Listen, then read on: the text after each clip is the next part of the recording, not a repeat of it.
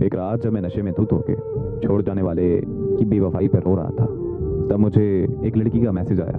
लिखा था कि मैं आपसे बात करना चाहती हूँ। मैंने मैसेज इग्नोर कर दिया क्योंकि मुझे रूटीन में ऐसे मैसेजेस आते रहते थे। मेरा सोशल मीडिया अकाउंट हकीकत में अपनी दर्द पर लिखी दास्तानों से भरा हुआ था, जिसकी वजह से बहुत सारे लोगों के दिलों में मेरे लिए हमदर्दी थी और वो लोग मुझे मैसेजेस करते रहते थे। पर मुझे हमदर्दी से नफरत होने की वजह से मैंने कभी किसी को रिप्लाई नहीं किया था। उस लड़की के मैसेजेस बार बार आने लगे तो मैंने मोबाइल फ़ोन बंद कर दिया और सो गया। अगले दिन मैं शाम के 7 बजे जब नींद से उठा तो और अपना मोबाइल ऑन किया तो उस लड़की के कोई 200 मैसेजेस आए हुए थे। मुझे बहुत गुस्सा आया। मैंने उसे कॉल मिला दी।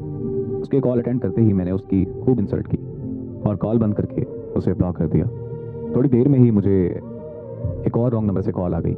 मैंने अटेंड की तो एक लड़की ने मुझे भाई बोलते हुए कहा कि मैं नूर की बहन बात कर रही हूँ। मैंने उससे पूछा कि कौन नूर। वो कहने लगी कि वही नूर जिसने सोशल मीडिया पे आपकी स्टोरी पढ़कर पिछले 7 दिनों से कुछ नहीं खाया। वही नूर जो पिछले 7 दिनों से लगातार रोई जा रही है। वही नूर जो पिछले 7 दिनों से सोई नहीं। वही नूर जिसकी कुछ देर पहले आपने इंसर्ट की है। मैंने इतना सुनते ही कॉल बंद कर दी और वो नंबर भी ब्लॉक कर दिया।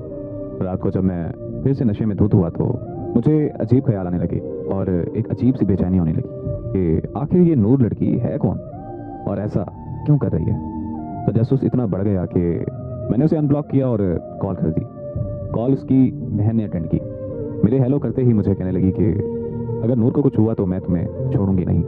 मैंने भी उससे में बात करते हुए पूछा कि आखिर मैंने ऐसा क्या किया है जो तुम मुझसे ऐसे बात कर रही हो। तो वो रोते हुए कहने लगी कि नूर को पता नहीं क्या हो गया है, उसे बिल्कुल होश नहीं आ रहा। हम सब उसे अस्पताल लेकर आए हुए हैं। मैंने जब अस्पताल का एड्रेस पूछा तो अस्पताल मेरे घर से 6 घंटे की ड्राइव पर था। मैंने एक दोस्त को कॉल की कि हमें इस्लामाबाद जाना है। मेरा दोस्त आ गया और हम रात के 2 बजे इस्लामाबाद के लिए निकल पड़े। हम सुबह के 8 बजे इस्लामाबाद के अस्पताल पहुंच गए। वहां पहुंचते ही मेरी मुलाकात नूर की बहन से हुई। उसने बताया कि नूर को 104 पर बुखार है और उसे अभी तक होश नहीं आ रहा। फिर उसकी बहन ने जो मुझे नूर के बारे में बताया वो सुनकर तो मैं अपने होशो हवास खो बैठा था। आखिर ऐसा कैसे मुमकिन हो सकता है। नूर की बहन ने मुझे बताया कि हमारे वालिदैन एक रोड एक्सीडेंट में मारे गए थे। नूर को उनकी मौत का सदमा बहुत गहरा लगा। एक दिन मैं नूर को खाना देने के लिए उसके कमरे में गई और अचानक से नूर मुझ पर चीखने लगी। वो कहने लगी कि यहाँ से चली जाओ और मुझे मारना शुरू कर दिया। मैं और मेरे मामू नूर को अस्पताल ले गए। वहाँ जाकर पता चला कि नूर एक दिमागी मर्ज में मुब्तला है। ये एक ऐसा मर्ज है जिससे इंसानी सोच, एहसासात और मुतासिर होते हैं। पर हमें लगा कि बस ये माँ बाप की मौत का सदमा है और कुछ ही दिनों में नूर बिल्कुल ठीक हो जाएगी। तो हम नूर को घर वापस ले आए, लेकिन नूर की हालत दिन ब दिन बिगड़ने लगी। उसकी हालत इतनी ख़राब हो गई कि नूर खुदकुशी करने की कोशिशें करने लगी। हम नूर को फ़ौरन माहिर नफ्सियात के पास ले गए। उन्होंने बताया कि दीगर अमराज की तरह इस मर्ज का इलाज भी अद्वियात और थेरेपी से किया जा सकता है, पर बिना इलाज के नूर की हालत दिन ब दिन ख़राब होती जाएगी। अगर मज़ीद देर हो गई तो नूर को पागल खाने भी भेजना पड़ सकता है। तो हमने फ़ौरन नूर का ट्रीटमेंट शुरू करवा दिया। 2 साल के मुश्किल तरीन वक्त के बाद नूर बिल्कुल ठीक होकर खुशहाल ज़िंदगी गुजारने लगी। नूर ने बहुत सारे नावल भी लिखे और शेर व शायरी का शौक़ भी रखती है। पर जब से नूर ने आपकी कहानी पढ़ी है, पर तब से उसको इस दिमागी मर्ज का दोबारा अटैक आने लगा है। नूर की बहन की बात मुकम्मल होते ही मुझे खबर मिली कि नूर को होश आ गया है और उसकी बहन नूर की तरफ भाग गई। मैं भी उसके पास जाना चाहता था, पर मेरे दोस्त ने मुझे रोक लिया। वो मुझे कहने लगा कि नूर तो पागल लड़की है, हमें उसे क्या लेना देना, चलो हम घर चलते हैं। मैंने अपने दोस्त से बोला कि अरे यार, मैं कौन सा नॉर्मल हूँ, मैं भी तो इतना पागल हो चुका हूँ कि किसी का कम बुलाने के लिए नशे का सहारा ले रहा हूँ। बस इतना कहकर मैं नूर से मिलने चला गया।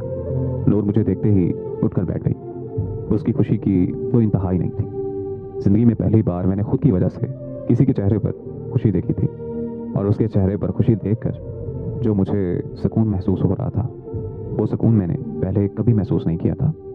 मैं नूर के करीब जाकर बैठ गया और उससे उसका हाल चाल पूछने लगा। तो वो मुझे कहने लगी कि आपके आने से सब कुछ ठीक हो गया है। फिर हमने बहुत सी बातें की और कुछ देर बाद मैंने नूर से कहा कि अब मेरे जाने का वक्त हो गया है।